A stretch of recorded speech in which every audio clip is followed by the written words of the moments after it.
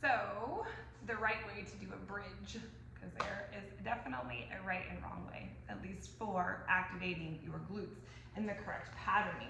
So a lot of times we see bridges and we see this really big extension through the back, and so all of the work is right here, and then sometimes we lift our heels when we do it, sometimes our toes fly up for whatever reason.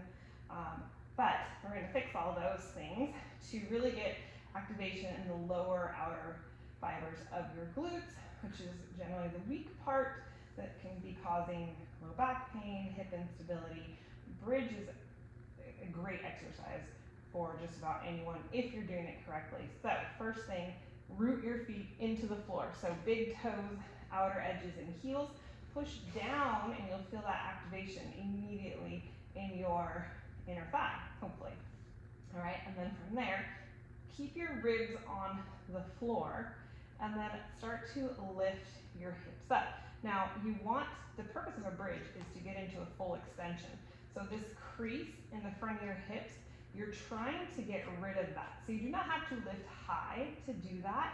It's negotiating with your hips to come into that tuck, losing that crease here. Think of sending your knees forward and almost towards each other, but maintaining that connection to the outer edges of your feet, your heels, and your big toes.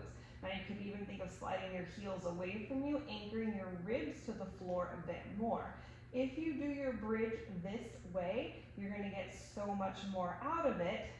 So you would just come down and then lift up. So almost a spiraling of your legs. They turn in and then out.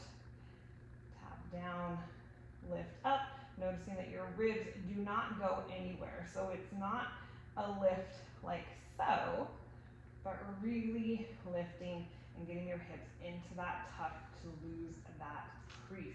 If you do your bridge this way, you're gonna have so much more benefit, better pelvic floor health, and activation.